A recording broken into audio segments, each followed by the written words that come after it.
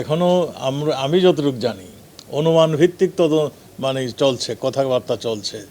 এখনও কোনো মানে তার বিরুদ্ধে সঠিকভাবে কোনো অভিযোগ উত্থাপন হয়নি। যেগুলি শুনছি মানে তার এতগুলি অবৈধ সম্পত্তি, তাকে তো ডাকা হয়নি।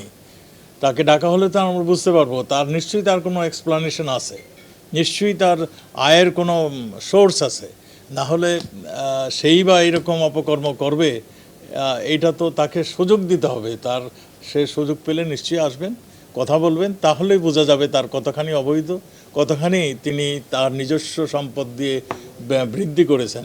একটা কথা বলতেই হয়, আজকে থেকে 10 বছর আগে যেই জমির দাম 10 লাখ ছিল, এখন যে দেখেন সেই জমির দাম 2 কোটি টাকা, 4 কোটি টাকা। এইরকমভাবে সম্পদের বহুগুণ বৃদ্ধি হয়ে গেছে সম্পদের মূল্য। অনেক কিছু হতে পারে, সেই জন্যই যার বিরুদ্ধে অভিযোগ আসছে তাকে এসে তার উত্তর দিতে হবে, এবং সে যদি মানে তার ব্যাখ্যা দিতে পারে তাহলে তো আপনাদের এই প্রশ্নগুলি সবই মিটমাট হয়ে যায়। আমি মনে করি যে এইগুলি মানে আসুক, তার নামে যেগুলো আসছে তিনি এটার জবাব দিবেন। যদি জবাব না দিতে পারে তখন আমরা বলবো সে দুর্নীতিবাজ, তখন সে বলবো যে তিনি অবৈধ সম্পদ অর্জন করেছেন। এর আগে বোধহয় বলার মানে সময় আসেনি। এক ব্যক্তির একটা ফ্ল্যাট থাকতে পারে, ফ্ল্যাটটা সে কিনছে 10 লাখ দিয়ে, এখন 2 কোটি টাকা হয়ে গিয়েছে।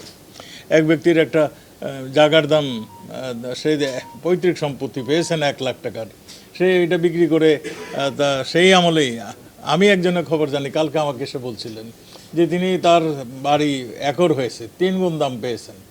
তিনি তার ভাগে 2 কোটি টাকা পেয়েছেন, একজন সামান্য একজন কর্মকর্তা। তাহলে সে তো এটার হিসাব দিবেন কেমনে? সে এখন তো হিসাব দিতে হবে তিনি এই টাকা এটা পেয়েছেন, তার থেকে ট্যাক্স এটা কেটে রেখেছে। নিশ্চয়ই যাদের নামে অভিযোগগুলি আসছে তাদের কিছু বলার আছে। বেনজির আহমেদ বিদেশের মিশনে অনেক বছর ছিলেন, সেগুলো আপনাদের জানা দরকার। সেই মিশনে সে কত টাকা এনেছে এইগুলি তাকে বলতে হবে। তো সেই টাকা কত বৃদ্ধি পেয়েছে সেগুলি তিনি জানেন, আমরা জানি না। যেহেতু তার নামে একটা অভিযোগ আসছে, তিনি এটা জবাব দিবেন। তার জবাব পাওয়ার আগে আমার মনে হয় আমাদের কেউ কিছু বলা উচিত না। সে আগে অভিযুক্ত প্রমাণ হোক, তারপরে আমার মনে হয় তার বিরুদ্ধে যে ধরনের ব্যবস্থা নেওয়ার সেটা সরকার নেবেন। কিন্তু অভিযোগ প্রমাণের আগে তো আমরা কিছু বলতে পারি না।